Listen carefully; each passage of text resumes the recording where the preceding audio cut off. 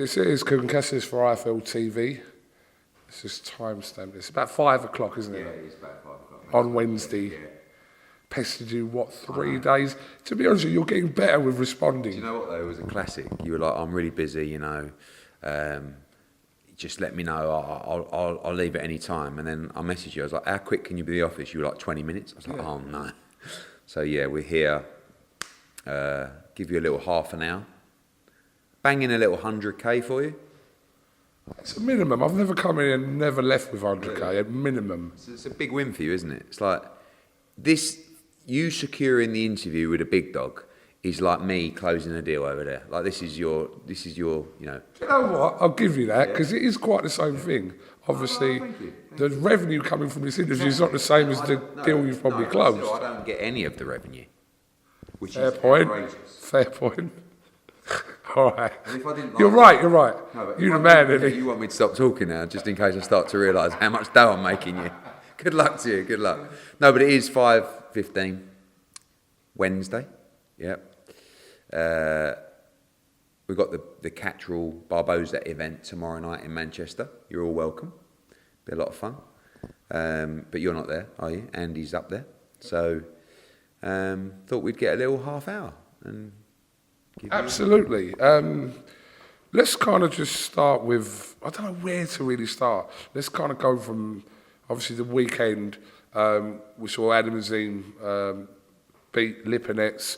Saw some comments from Shane McGuigan afterwards about a potential Dalton Smith fight, claiming that Dalton Smith wouldn't have done that to Lipinets, etc.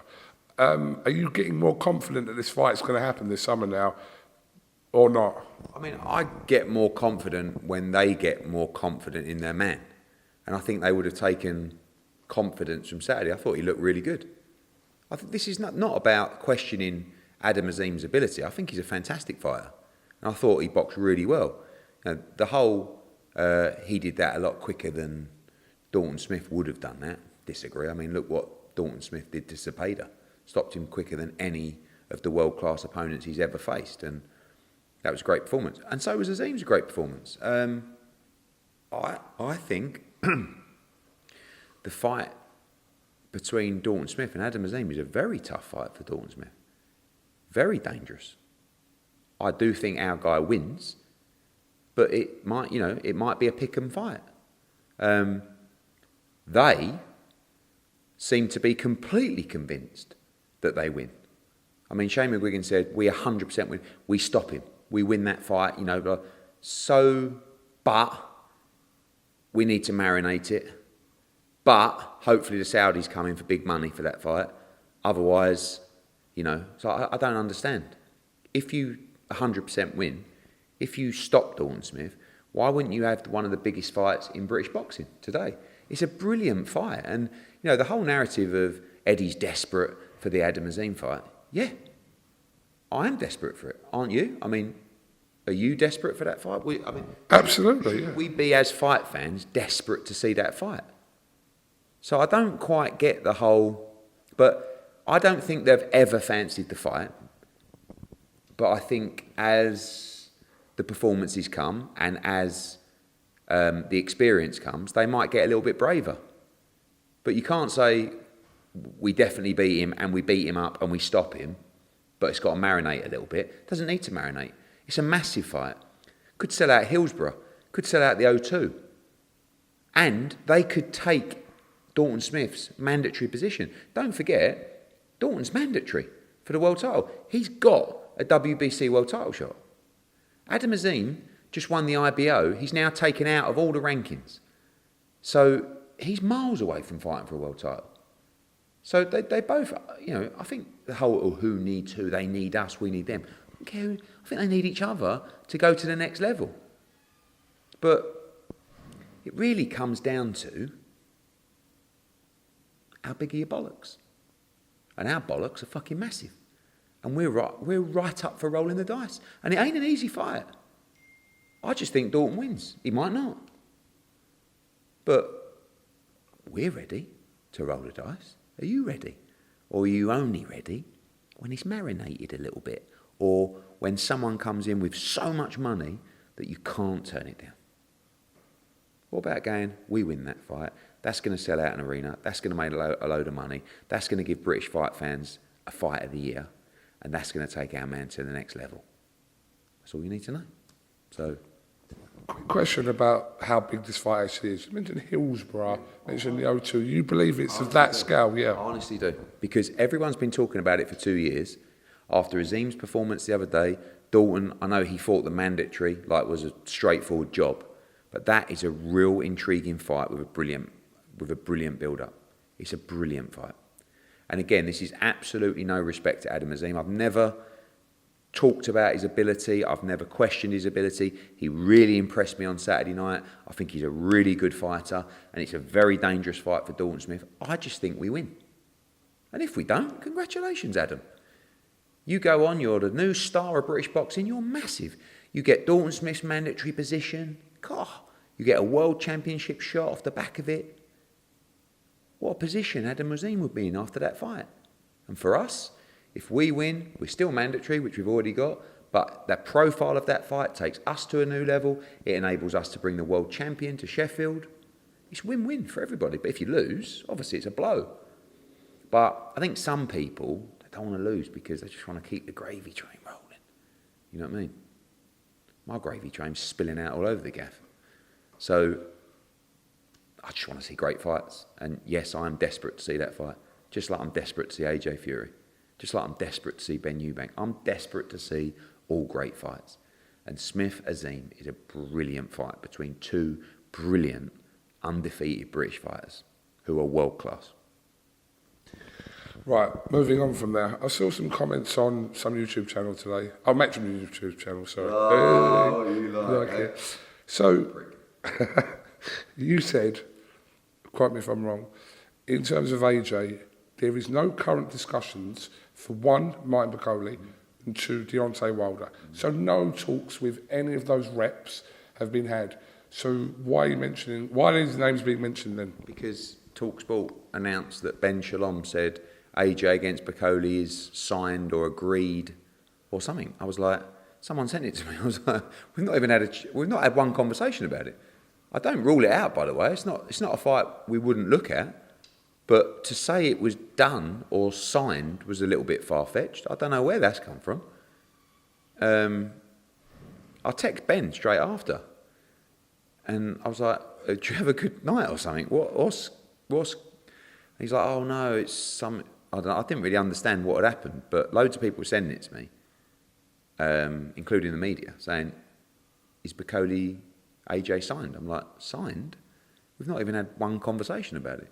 And then I saw Wilder against AJ was signed for June 7. Not even had one conversation about it. I spoke to AJ yesterday for the first time in, I don't know, a couple of weeks. And he's ready to start camp, pretty much. So we're going to chat probably next week, particularly after Feb 22nd. And we're going to choose the next opponent. So in your conversation with him after 2 weeks, you're telling me that you didn't discuss any potential opponents. Do you understand how we find that a little bit weird that you wouldn't be talking about that? I wouldn't phone him up. If I'm going to talk to him about opponents, we'd meet, number one. And two, we'd meet with everybody. AJ's like this. I'll fight whoever you guys want me to fight. And those guys are Matchroom, 258, Ben Davison, the team, KD, Hein, like, do you know what I mean? And then what happens is we have that chat, and then it will go back to AJ and say, the team have talked, we think you should do this, or we think these are the right options. You're the decision maker. He doesn't like to go through all those 10 conversations about, oh, okay, we're going to make an offer to this person. Oh, this person wants this. It would mean you'd make this. You just say, look, just tell me who you guys think I should fight, and I'll fight him. That's it. But he will make the final decision. So if they are two options, could you give me another two options on top of Bakole and Wilder, potentially for his next fight? Parker, Dubois winner. Zhang Caballal winner. I think could be an option. I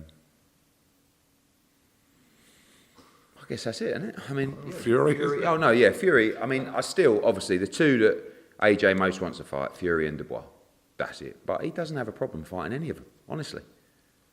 He could not care. He will fight anyone. He's always been that way.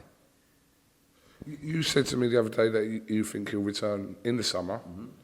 Do you mean the months of June, July and August? Not past then? I mean, yeah, that's generally known as the summer. I don't know when the official summer... It's not about that. You've just taken a shot right out. Can you come a little bit in?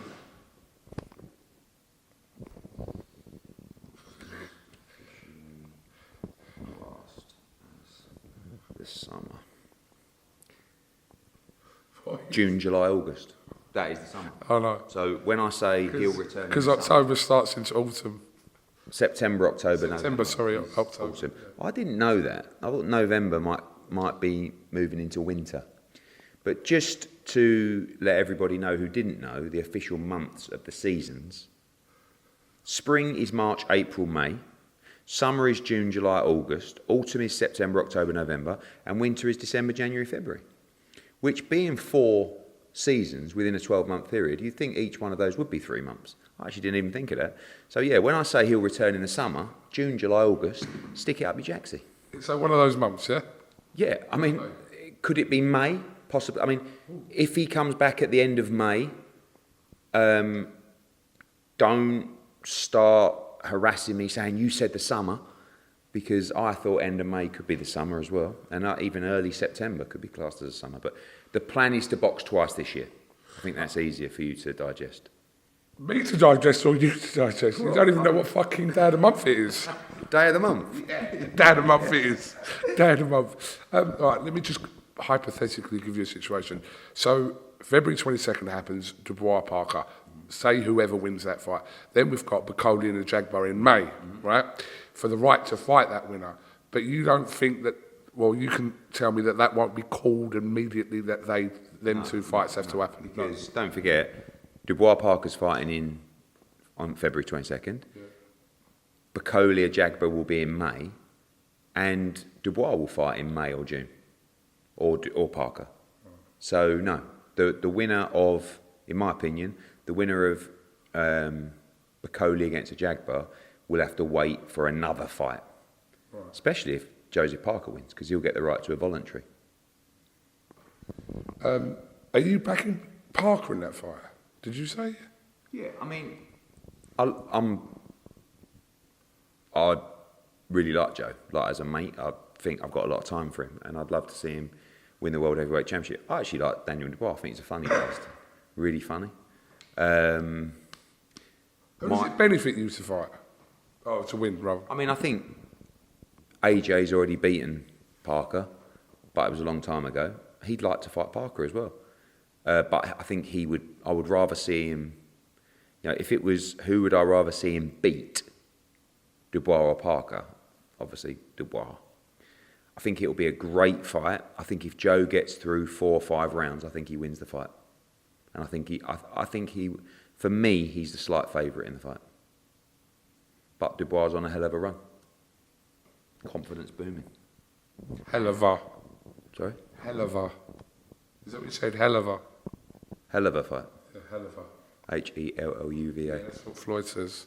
Because we're obviously mates. Edward, Crawford, Canelo. I mean, it's a fantasy fight, isn't it? Yeah, I mean, it's 2 pound-for-pound greats. It's 2 undisputed champions, although, Canelo gave up his belt. It's a great fight. It's a great fight. Then you got the Jake Paul fight slung in. Is this happening? Like, obviously, there's been no kind of... All I can tell There's a few reporters that have put it out. All I can tell you is I know that His Excellency really wants to make Canelo-Crawford, and he's got a very good success rate of making fights. Jake Paul fight, I have no idea. But every time I've mentioned it to Canelo, or every time I've seen an interview about it, Canelo's super transparent. Give him the money, you've got the fight. If he can make more money, and certainly probably in this instance considerably more money, to fight Jake Paul than he can to fight, I don't know, Charlo, Pacheco, even Bivol, he's going to do it. He does not care. He's got the legacy, he's got the belts, just give him the money. That's all. It's all about the deal. And if he's going to get a shitload of money to fight Jake Paul, he's taking it. And I think when you think about it, the money's mad. And I have to give the respect to Jake Paul. I mean, he's obviously, there becomes a bit like, obviously on a much smaller scale, the Azim situation. There becomes an amount of money that you can't turn down for a fight. And if that money is on the table for Jake, he will take it as well. And good luck to him. Like if he jumps in with Canelo, good luck to him. And he's going to make a fortune. And we know what it is. But at least he's fighting one of the best fighters of our generation who is active, who is maybe not completely in his prime, but pretty much in his prime. You can't knock him then, can you? You know, and I know, you know, when I speak to Nikisa and those guys, and it's like, oh, you know, you criticise the Mike Tyson fight. Yes, I'm just honest. I hated it. I don't hate this. How can you hate this? You're seeing a guy with a massive trap, right, who a lot of people don't like, a lot of people do like, whatever, that's his thing, go in. When you say the lion's den, this is going to be like taking,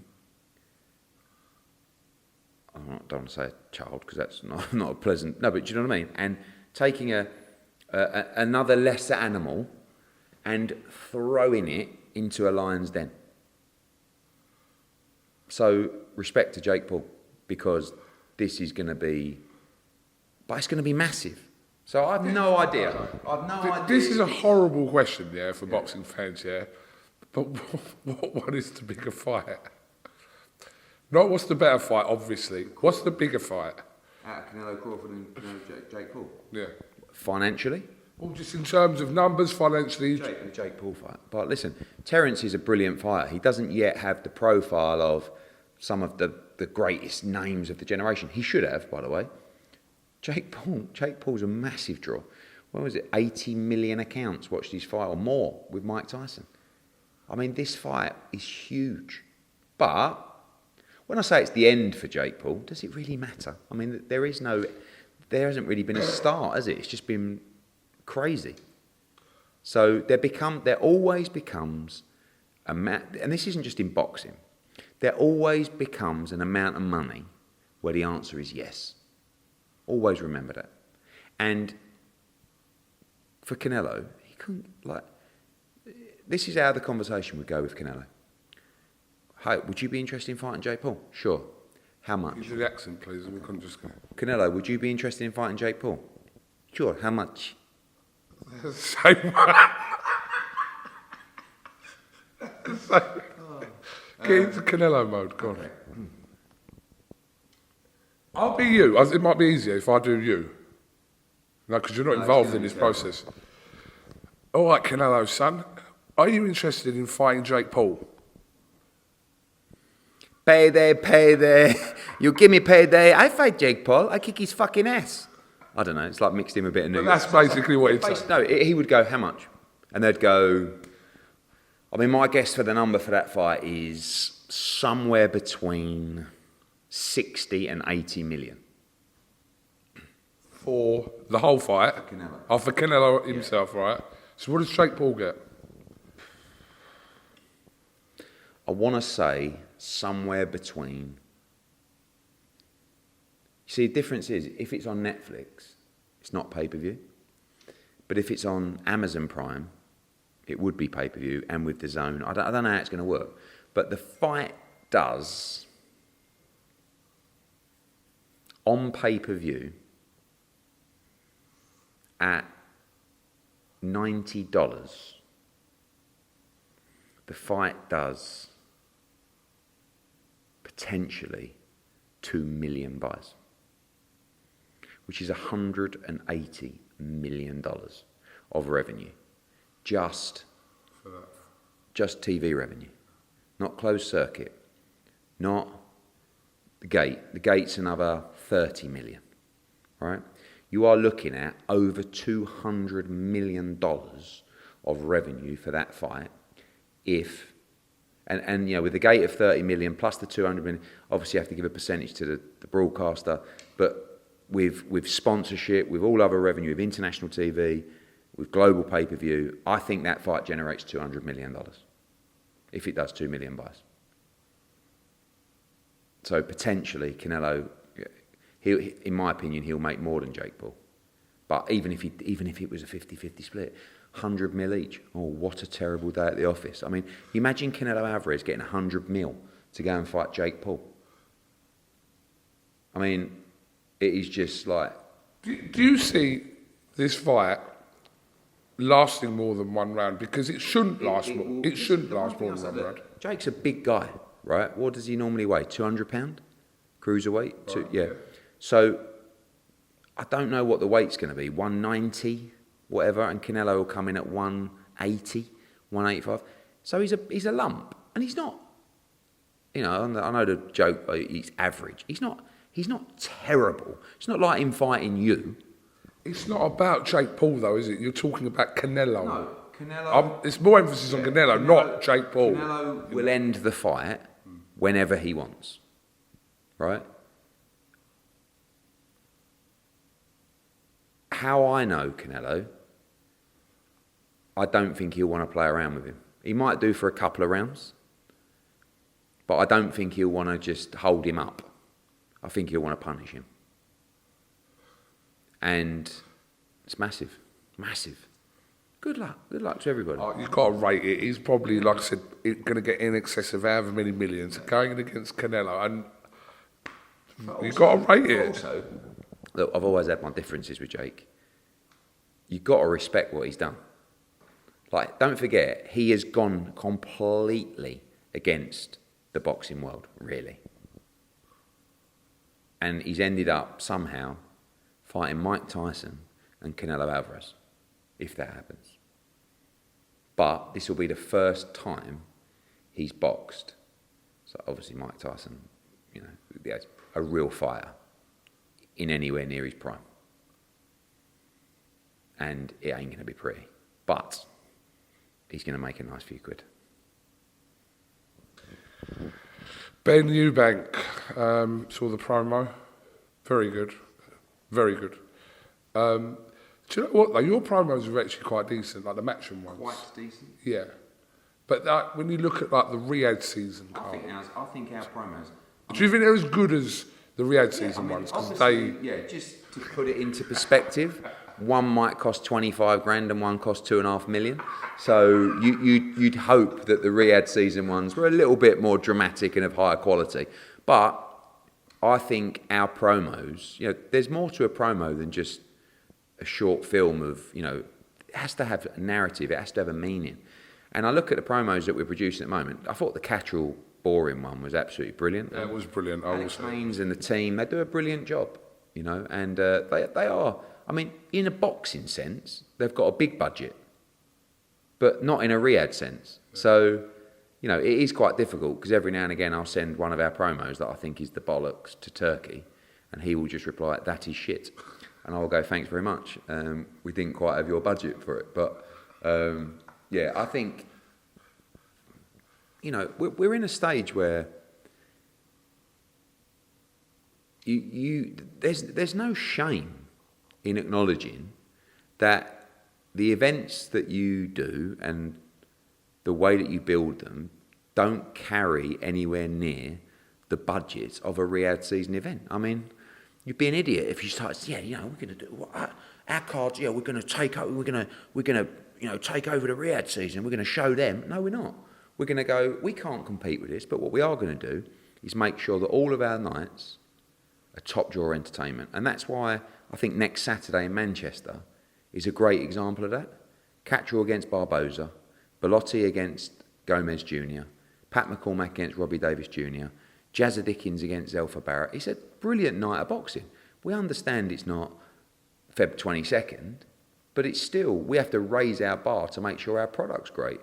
You're going to get Needle in that one. Sorry.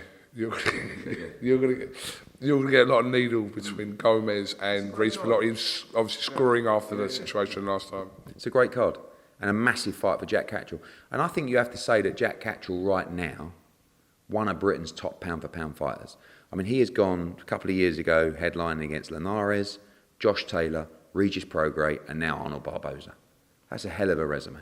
Still underrated, Jack Catterall? Massively underrated. Arguably the best 140-pounder in the world, in an argument. And a big fight against Barboza. And a Matchroom golden boy. You know, it's a big night.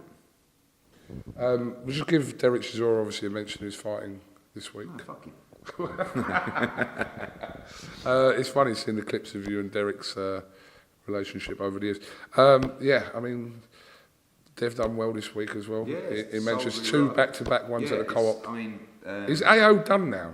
no, AO's a great arena, but A great arena, but just it seems like all the shows now are at co-op. Co-op Live is a fantastic arena. It's obviously brand new. I spoke to George. They've done very well on the tickets. So have we. Not quite as good as them, but we've still got another week to go. Won't be far off. But they've got Nathan Heaney on. I think sold a couple of thousand. I think they've got some. Is it an Albanian fighter who sold like 1,000? And obviously it's Del Boy's apparent last fight in the UK, and he's a big name. And you know, listen, we love Del Boy. He's a great bloke, and he's been an unbelievable servant for British boxing. In the ring and out of the ring. Pain in the arse sometimes. Educated me a lot, really, about how to deal with people. He's changed a lot over the years, I feel, as well. And he's got a very tough task against Otto Wallin. It's a terrible fight for him, style-wise. But he's capable of anything, and it would be great to see him get the win, and I'll be tuned in, and hopefully he can do the business. Do you know what? I started off talking to you about your great promo you did for Benn-Eubank, but didn't actually then go on to the fight. But it's happening, isn't it? I know it's a bit of a way away, but it is happening. You're going to have His Excellency wanted to get Feb 22nd out of the way, and then you will have a 3-stop media tour across the UK that is going to blow your mind. Ticket info will be out. It's going to be absolutely huge. The phone ain't stopped ringing here for tickets. When will that be, by the way? The week of Feb 24th is when so after Feb 22nd, the following week will be the media tour for Benn-Eubank. Right. We're finalising all the dates now. We'll let all the fans know soon. Just a massive night. This build-up is going to be unbelievable. You're going to be absolutely creaming your knickers. You are. Don't know if I should say that really. But, that's fine. Yeah, but it's you're going to love it. It's going to be huge, huge. This is going to get personal as well. It's going to get heated and bitter. I think the two guys, they don't like each other. And when they get face to face, it's going to be fireworks. In and out of the ring. Cannot wait. Spoke to Katie Taylor recently. Said she wants 2025 to basically complete the trilogies of Amanda Serrano and also Chantel Cameron. Any talks about Katie Taylor's next fight? Yeah, I actually spoke to Nikisa on Monday. Had a good chat. All roads lead to a Katie Taylor-Amanda Serrano fight. If we don't fight Amanda Serrano next, we'll be fighting Chantel Cameron next. But with the money that's on offer and the success of number 2 and number 1, I think it's more than likely you see Taylor Serrano 3 this summer. Well, I mean, what is that? Just them two. She's already had. They could fight 10 times, and it would be a fight of the year every time. 2 of the biggest legends of women's boxing, 2 of the biggest hearts in the ring. Every fight is going to be electric. So, looking forward to kind of finalising, if you like, the last run of Katie's career. You know, and I think she wouldn't mind me saying that as well. This is the last little chapter, and let's make it the biggest one we can. Also spoke to Nonito Donaire. Did you see that little clip of him, which was quite interesting actually? It was like in support of your argument regarding Inoue that people have been, I know it's a bit old now, This is the thing, Sometimes people get their knickers in a twist. I've no doubt of Naoya Inoue's ability as a fighter. He is a pound for pound quality fighter. And listen, when he became undisputed, he beat the champion, so you can't knock him for his resume. I just don't feel that when you look at comparable pound for pound fighters within that list, that his resume comes anywhere near the likes of Alexander Usyk, Canelo Alvarez, Terence Crawford, even like probably Jesse Rodriguez as well, or even though he's at the early part of his career. And you can't just have the argument. The reason that I'm so annoyed is because his mandatory has been due on 3 occasions with Akhmadaliev. And you can't just say, well, Topales beat Akhmadaliev, and Inoue beat Topales, so tough. It's like, no, that don't work like that, mate. When you become mandatory, the champion has to face you. Now, okay, you can get an exception. We know that. You pay the governing body a few quid. You get a bigger fight, supposedly, although that never happened. He fought TJ Dehenny to duck Akhmadaliev the first time. And then the WBA say, but after TJ Dehenny, you have to fight Akhmadaliev. And he goes, no problem, WBA, I'll do that. And then he beats TJ Dehenny, and then he writes to WBA and he goes, oh, actually, we wouldn't like to fight Akhmadaliev next. We'd like to fight Goodman. And then the WBA go, oh, okay, Inoue. It's like, what are you doing? You've clearly stated that he has to fight Akhmadaliev next. Now you're letting him duck him for a second time. So then the WBA put a resolution, allow him to fight Goodman. And then the WBA say, right, now this time, Naoya Inoue, you have to fight Akhmadaliev or you will lose your title. And that is actually what will happen, because now the legal position for the WBA is that they can't deny him this opportunity this time. So everybody in boxing agrees the best fight at 122 pounds is Naoya Inoue against MJ Akhmadaliev. And now this is the 3rd time he's been ordered to fight him, and he's going to vacate his title to avoid him for the 3rd time. That, for me, is not the standing of a top 3 pound for pound fighter. Inoue is a favourite over Akhmadaliev, right? It's just a brilliant fight. So when I look, what my comments were, because I had to have a go at Parsons, because Parsons posted saying, EDDIE HEARN says Naoya Inoue is not a pound for pound fighter. I never said that at all. What I said was, the year that Naoya Inoue has had is not that of a pound for pound fighter. Now, if you think that fighting TJ Dehenny and Goodman, who ended up being Kim, I think was is a fair 12-month or whatever 15-month resume of a top 3 pound for pound fighter, then you are showing incredible favouritism to Naoya Inoue. All I'm saying is follow the rules and have the best fight in the division. You're a pound for pound great. You're a favourite in the fight. Do the fight. But I don't seem to be getting that much support. So I like, the people like Naoya. It's difficult for Donaire because he fought him twice. That's what's interesting, that he backed it. But by the way, Donaire also knows that he's well past it when he fought him. But Donaire knows Inoue's resume. And look, Fulton was a great win. There's no doubt about that. He's a good fighter. But I don't, if you're saying that his next best win was Luis Neri. The main point he made was there were certain fights, even other weights, that he could have had and didn't have. Yeah. But that's manoeuvring a fighter. Maybe at the time they didn't like the Chocolatito fight, the Estrada fight, and nipped in elsewhere. But now he's beating everybody. If he's not moving to 126 and he's staying there, you've got to fight your mandatory. That's part and parcel of the job of as a champion. I mean, maybe that's not smart. Maybe AJ shouldn't have fought Usyk. But he wanted to be undisputed and he wanted to fight the best. Anthony Kakachi. You get a tough mandatory, Nunes, vacate the title. I don't think that's what champions should do. I think they should fight their mandatories and try and win every belt in the division. Just out of curiosity, what is your current top 6 pound for pound? Anthony Joshua. Alexander Usyk. At 6? Wow. Oh no. Alexander Usyk number 1. You see, Crawford. Oh, it's got to be Crawford. Yeah, I mean, it's not necessarily Crawford's fault, but he does lack major named victories on his resume. Outside Errol Spence. Correct. And Spence was not the fighter that he once was. I'm not doubting Crawford. I think he's an amazing fighter. But I do, and again, it's not his fault. He would have fought them all. But he's also a 4-division world champion. He's also a 2-division undisputed champion.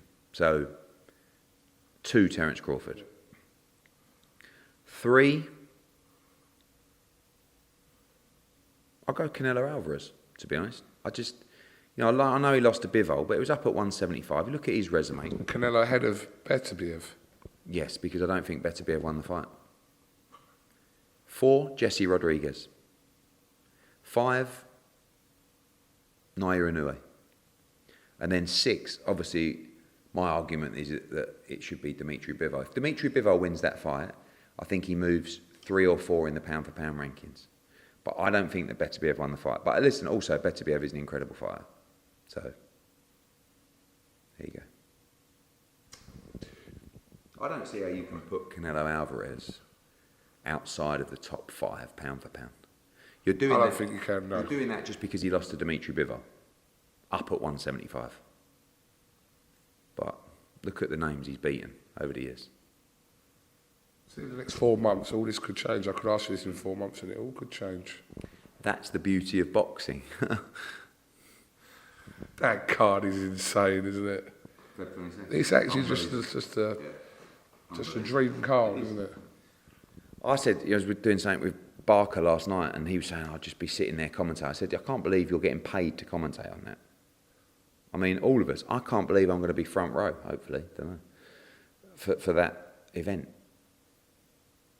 It's just unbelievable. So, 2 weeks Saturday. Let's go. All right. We're looking for someone, yeah?